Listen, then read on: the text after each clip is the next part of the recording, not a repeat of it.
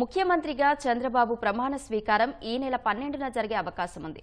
9వ తేదీనే ప్రమాణ స్వీకారం చేయాలని తొలుత అనుకున్నప్పటికీ 8న జరిగే ప్రధాని మోదీ ప్రమాణ స్వీకారానికి చంద్రబాబు వెళ్తుండడం, మోదీని తన ప్రమాణ స్వీకారానికి ఆహ్వానించడం వంటి పరిణామాల దృష్ట్యా 12వ తేదీ అనువైనదిగా భావిస్తున్నారు.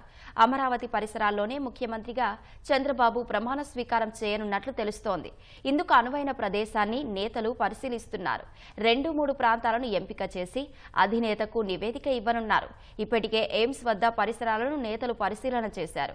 ప్రమాణ స్వీకారోత్సవానికి తెలుగుదేశం, జనసేన, భాజపా 3 పార్టీల నేతలు, కార్యకర్తలు, అభిమానులు పెద్ద సంఖ్యలో హాజరయ్యే అవకాశం ఉన్నందున విశాలమైన స్థలాన్ని, రహదారికి పక్కనే ఉండే ప్రదేశాన్ని గుర్తించే పనిలో నేతలు ఉన్నారు. ఎన్డీఏ పక్షాల తరపున రాష్ట్రపతిని కలిసేందుకు ఈ నెల 7న చంద్రబాబు మరోసారి ఢిల్లీకి వెళ్లనున్నారు. మరుసటి రోజే ప్రధానిగా మోదీ ప్రమాణ స్వీకారం చేసే వీలుంది. దానికి కూడా హాజరయ్యాకే తిరిగి అమరావతికి వస్తారు. 12న ప్రమాణ స్వీకారానికి ప్రధాని మోదీ సహా ఎన్డీఏలోని కీలక నేతలు హాజరయ్యే అవకాశం ఉందని పార్టీ వర్గాలు తెలిపాయి.